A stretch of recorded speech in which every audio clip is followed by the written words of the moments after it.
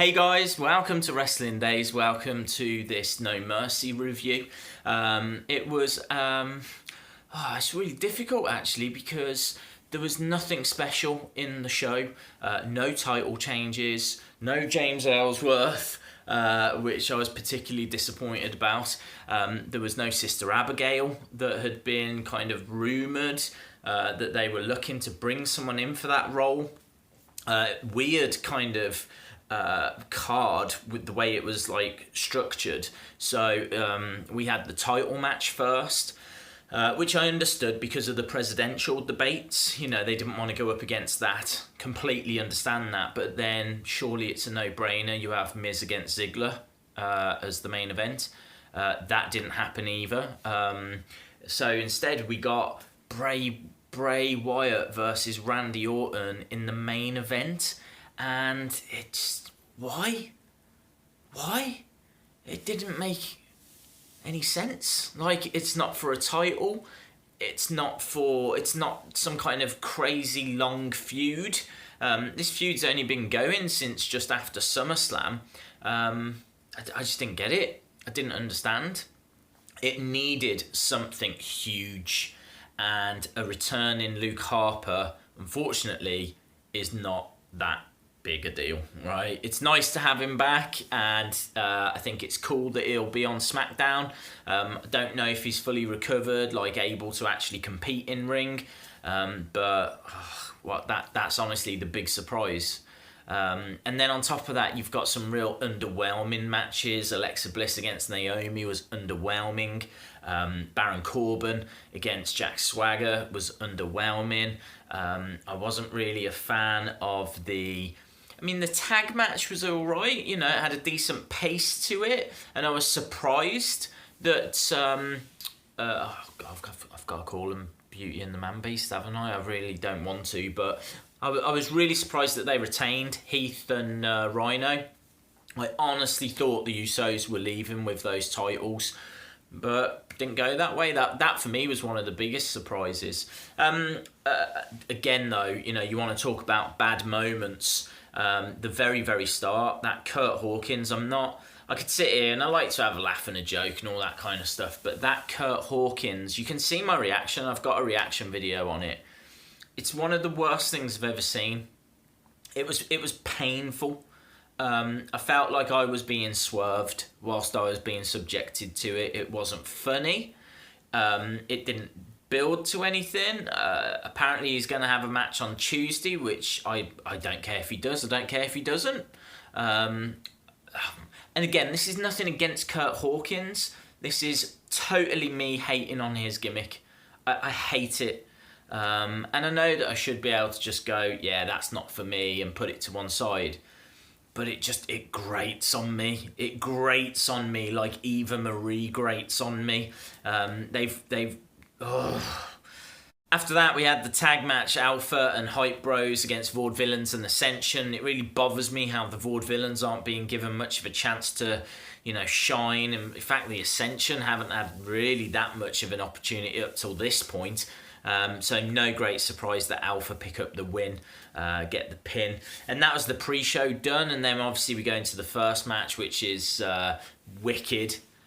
Really, really good match. Really enjoyed it. I thought AJ Styles absolutely stole it.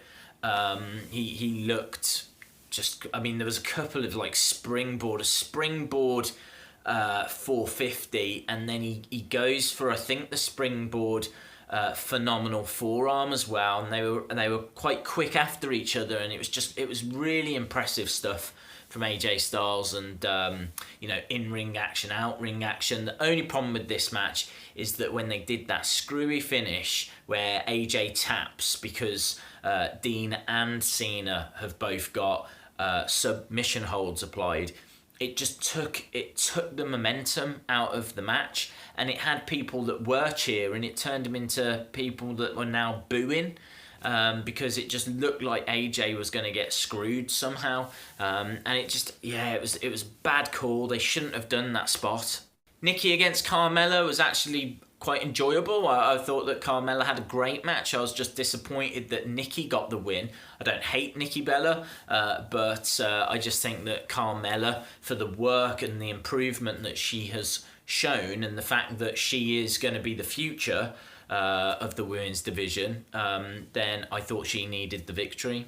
Miz versus Ziggler, probably match of the night for me. I think it was the right result as well, Ziggler winning. Yeah, a lot of tension. Obviously, Spirit Squad coming down and Maurice doing the spray thing again. And it was good how it built, and, the close falls and everyone on their feet. And this is awesome chance.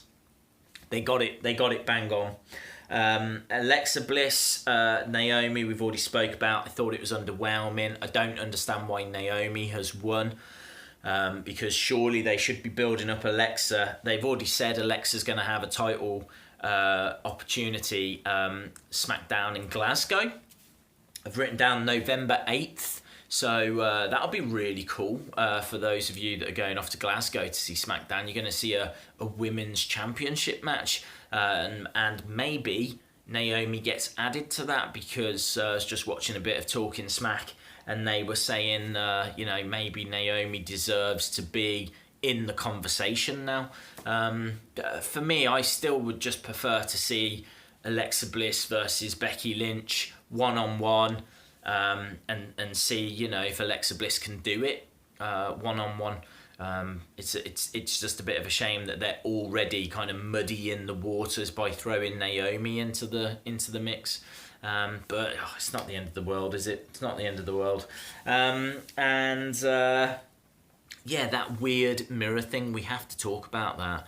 Backstage, Orton looking in the mirror, and then it did this weird thing, right, which everyone saw, and then straight away it cuts to the pre-show panel and no one mentions it, and it's it's that kind of, when wrestling goes weird, like Papa Shango putting a spell on the Ultimate Warrior and the Ultimate Warrior throwing up, that kind of level weird.